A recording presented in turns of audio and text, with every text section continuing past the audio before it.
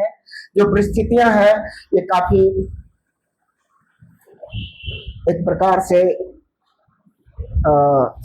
खुशी भी है, एक प्रकार से दुख का भी परिस्थिति है। इस सुख दुख के सफर में हमारी यादें अंकल के साथ, यूनुस भैया के साथ 1995 से जुड़ा हुआ था। 17 फरवरी 1995 को मैंने प्रभु यीशु मसीह को उद्धारकर्ता करके ग्रहण किया था, ब्रदर यूनुस के मंडल और भाई रुदल मंडल के मध्यस्थता में रह करके। उससे पहले यदि मैं बात करूं तो अंकल यूनुस भैया के द्वारा प्रचार किया गया एक ट्रैक के द्वारा मैं प्रभु में आया, और ये 17 फरवरी के 2-3 सप्ताह पहले की बात है, क्योंकि मैं इसी बाजार में मैं एक मोटियां का काम करता था। मैं ठेला चलाने वाला व्यक्ति था, और इसी ठेले चलाने के क्रम में मैंने रोड पे उस पर्चा को पाया था, और मैं घर में ले जाकर के उस पर्चे को पढ़ा जिसमें लिखा था रोमियो 8 अध्याय उसका 1 पद में जो लिखा हुआ है, पर अब जो कोई यीशु मसीह में उस पर दंड की आज्ञा नहीं होगी। ये बात मुझे खला और काफी छुआ, और मैंने उस पर एक लेटर लिखा था इसी यहाँ के एड्रेस में भैया को, और भैया रुदल मंडल और यूनुस भैया मिलकर के हमें दूसरे सप्ताह जाकर ढूंढते हुए मेरे घर में पहुंचे थे। तभी मैं काम करके मैं बिल्कुल लेबर ड्रेस में था। मैं उधर हमारे इधर से लोटा लेकर के ऊपर घर में लैट्रिन के लिए जाता, मैं उसी स्थिति में था।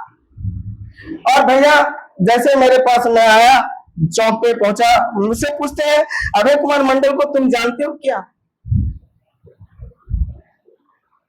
मैं देखा इतना लंबा, इतना अच्छा, मुझको लगा कि ये तो कोई एफसीआई गोडाउन का मतलब या सीबीआई के लोग होंगे, क्योंकि मैं थोड़ा क्या करता था, ये जमालपुर एफसीआई गोडाउन से डीलर लोग हमारे साथ में रहते थे, हमारा क्रेडिट अच्छा रहता था, सारा कुछ अच्छा सिस्टम रहने से मैं एफसीआई गोडाउन से 50 कुंटल 20 कुंटल 30 कुंटल जैसा मार्केट में डिमांड होता था मैं लेकर के उसको पैक कर लेता था, और 100 रुपया 50 रुपया का मार्जिन में उसको, मतलब एक बोरिया पर हमको 100 रुपया मिलना है, ऐसे करके मैं बिजनेस भी करता था। ठेला तो सब लोग चलाते थे, हमारा थोड़ा सिस्टम अलग था।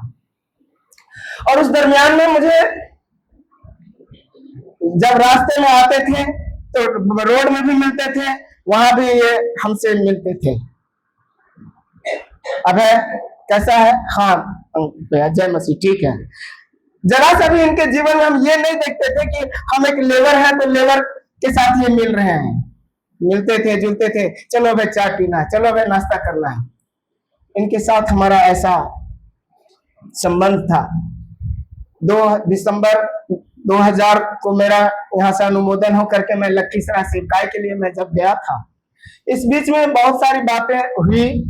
आज सेवकाई का जो 25 वर्ष लगभग मैंने गुजारा है, 24 वर्ष लखीसराय में, कहीं न कहीं कई परिस्थितियों में हमारा इनका आश्वासन, परमेश्वर का प्रतिज्ञा को हमेशा ये याद दिलाते थे। हमारे भाइयों के बीच में भी कई बार आपसी विवाद होता था, बड़ी सहजता के साथ इनके अंदर जो एक्टिविटी थी, उस एक्टिविटी के द्वारा उन बातों को पाटते थे। मैं आभारी हूं आज इनके द्वारा, जैसा प्रभु ने कहा यदि तू विश्वास कर तो और तेरा घराना उद्धार पाएगा। आज मैं ही सिर्फ नहीं, मेरे द्वारा मेरे और भी 2 भाई जो प्रभु में, एक शेखपुरा में एक जम्मू में सेवा कर रहा है, यही का एक नींव है डाला हुआ, जिसके कारण आज हमारे घराने से भी 2 भाई लोग प्रभु की सेवा में है। इस सेवकाई के सफर में भी बहुत सारे उतार चढ़ाव आए हैं। कई बार हमारे साथ कहीं भी जो है प्रचार के दौरान मारपीट हुई थी, जिस समय उस समय सांत्वना देने के लिए हमारे पास ये आते थे, लखीसराय में बैठ के हमारे साथ प्रार्थना करते थे, और जहां तक हो सकता था इनसे वो हमें आर्थिक मदद भी करते थे। जब लखीसराय में कलीसिया नहीं थी, मैं यहाँ आता था आराधना करने के लिए। यहां से जाने के टाइम में मेरे पॉकेट में 200 रुपया ये देते थे। ना ना करने के बावजूद भी, अरे ले जाओ, है बच्चा है, बउआ लोग है, खाएगा, टिकट कटा लेना। इस प्रकार से इनका एक जो स्नेह था, वह स्नेह को मैं अभी भी याद करता हूँ। हमारे हर सुख दुख की परिस्थिति में जब भी मैं इनको लखीसराय का बैप्टिज्म प्रोग्राम हो, क्रिसमस डे का प्रोग्राम हो, कभी भी ये ना नहीं करते थे।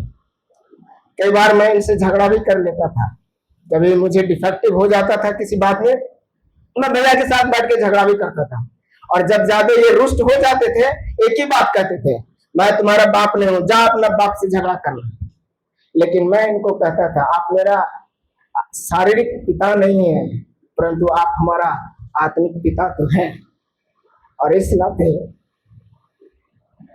मेरा हक है, अधिकार है कि मैं आपके सामने अपने दुख तकलीफ को रखूं।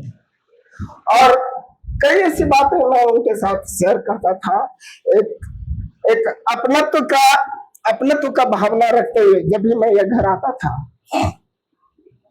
मुझे याद है, अगर इस घर में नाश्ता रेडी नहीं होता था, मुझे चिवलीगल चौक पर छोला भटूरा खिला के वो विदा करते थे।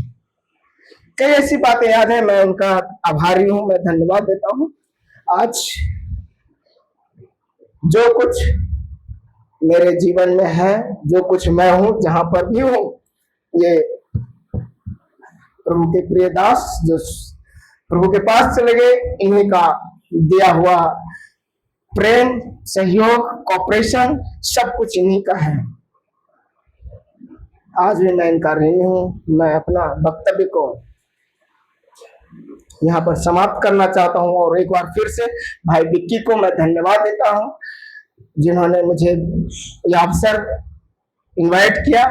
और विक्की में भी एक खासियत ये बात है, जब भी मैं इसको कॉलिंग किया है, इनवाइट किया है, मुझे याद है एक बार क्रिसमस डे प्रोग्राम में कोई रेडी नहीं था, लेकिन भाई विक्की वहां आकर के हमारे प्रोग्राम को संभाला है।